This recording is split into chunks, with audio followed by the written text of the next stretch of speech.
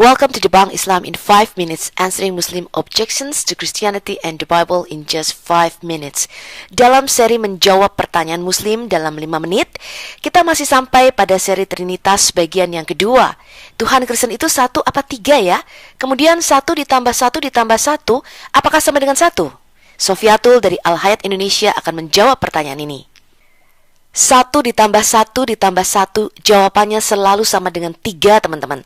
Tidak boleh Anda jawab 1, ya, karena ini adalah persamaan matematika. Tetapi Allah di dalam Alkitab pada hakikatnya adalah roh, bukan fisik, sehingga persamaan matematika tidak dapat dikenakan di dalam dimensi roh. Apa artinya Allah adalah roh?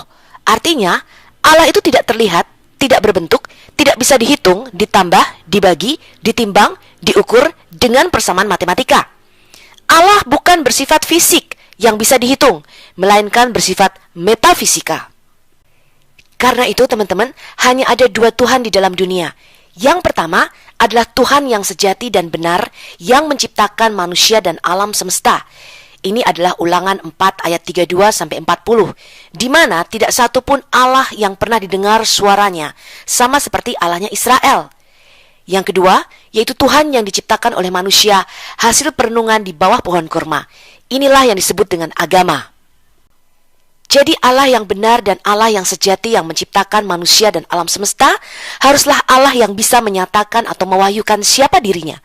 Karena kita tidak bisa mengenal Allah jika Allah tidak menyatakan siapa dirinya. Kita tidak bisa naik ke levelnya Allah. Hanya Allah lah yang bisa turun ke level kita dan mewahyukan serta menyatakan siapa dia yang sebenarnya. Lalu bagaimana Allah yang Esa itu menyatakan dirinya di dalam Alkitab?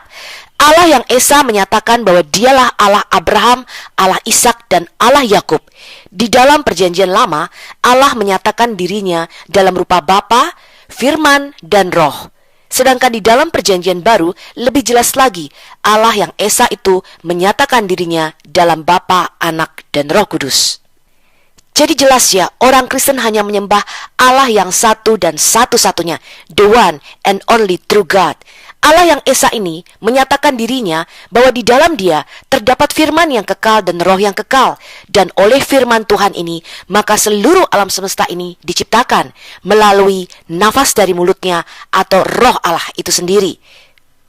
Kenapa Allah di surga disebut dengan Bapa? Bukan karena dia laki-laki atau karena dia mempunyai seorang istri kemudian mempunyai anak.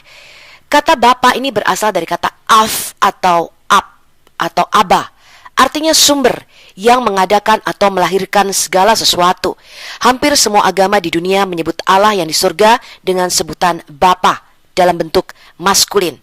Karena daripada dialah sumber dan lahir segala sesuatu, alam semesta ini diciptakan termasuk manusia. Malaki 2 ayat 10 dengan jelas mengatakan, bukankah kita sekalian mempunyai satu Bapa? Bukankah satu Allah yang menciptakan kita?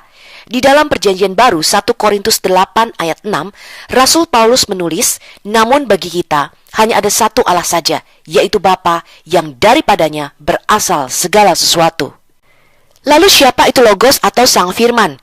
Kata Logos itu berarti kecerdasan ilahi, akal budi ilahi, hikmat ilahi, logika ilahi, ilmu pengetahuan ilahi, jiwanya Allah, kepribadian Allah, dan ekspresi ilahi. Jadi Yesus sebagai Sang Logos atau Sang Firman itu bukan perkataan a, i, u, e, o, atau bukan sekedar kata-kata yang keluar dari mulut Allah. Dia adalah jiwa Allah itu sendiri, yaitu ekspresi terdalam dan gambaran dari siapa Allah yang sebenarnya. Saya kasih Anda contoh, kata biologi misalnya.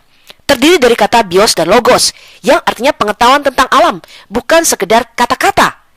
Logos atau Sang Firman inilah yang berinkarnasi atau menjelma menjadi manusia, dan melalui Sang Firman, segala sesuatu diciptakan.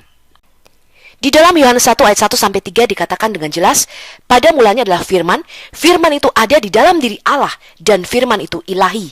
Jadi sang firman itu pada mulanya ada di dalam diri Allah bersama-sama dengan Allah di dalam kekekalan sebelum segala sesuatu dan sebelum dunia ini dijadikan. Dan melalui sang firman itulah segala sesuatu dijadikan oleh sang firman itu. Dan tanpa sang firman tidak ada sesuatu pun yang telah jadi dari segala yang telah dijadikan. Sang firman yang kekal yang ada di dalam diri Allah inilah yang sudah ada bersama-sama dengan Allah sejak kekekalan sebelum segala sesuatu dijadikan, berinkarnasi menjadi manusia, dan kita menyebutnya anak tunggal Allah, Tuhan kita, Yesus Kristus. Di dalam Ibrani 1 ayat 1-3 dikatakan dengan jelas, setelah pada zaman dahulu Allah berulang kali dan dalam berbagai cara berbicara kepada nenek moyang kita dengan perantaraan para nabinya, maka pada zaman akhir ini Dia telah berbicara kepada kita dengan perantaraan firman-Nya atau anaknya yang telah Ia tetapkan sebagai yang berhak menerima segala yang ada. Dan oleh Dia atau sang anak inilah Allah telah menjadikan alam semesta. Lalu siapakah Roh Kudus? Di dalam Alkitab disebut dengan Ruach Elohim, Roh Allah, atau Ruach HaKodes, yaitu Roh yang kudus. Siapakah Roh Kudus ini? Di dalam Alkitab, Roh Kudus bukanlah malaikat Jibril, seperti kepercayaan Muslim. Roh Kudus adalah Roh Allah sendiri. Prinsip hidup ilahi, hayat ilahi, sumber hidup ilahi, sumber kuasa ilahi, dan hembusan nafas Allah. Di dalam Ayub 33 ayat 34 dikatakan, Roh Allah telah membuat aku, dan nafas yang maha kuasa membuat aku hidup. Begitu juga di dalam kisah penciptaan manusia yang pertama. Ketika itulah Tuhan Allah membentuk manusia atau Adam dari debu tanah dan menghembuskan nafas hidup, nefes kaim, artinya menghembuskan rohnya ke dalam lubang hidung Adam. Demikianlah Adam menjadi makhluk yang hidup. Jadi baik sang firman maupun Roh Kudus keluar dari dalam diri Allah yang Esa itu, yaitu Bapa yang ada di surga. Dalam Bilangan 16 ayat 22 dikatakan dengan jelas, ya Allah, Allah dari roh segala makhluk. Jadi kita mendapatkan hembusan nafas Allah atau roh daripada Dia. Kemudian di dalam Ayub 34 ayat 14-15 dikatakan, jikalau Tuhan menarik kembali rohnya dan mengembalikan nafasnya padanya, jadi Dia menarik nafasnya, artinya Dia menarik kembali segala roh yang sudah Dia berikan kepada makhluknya. Maka akan terjadi kerusakan. Dikatakan, maka binasalah bersama-sama segala yang hidup dan kembalilah manusia kepada debu. Inilah yang dimaksud dengan Trinitas di dalam Alkitab kita. Sampai jumpa pada video berikutnya. Shalom.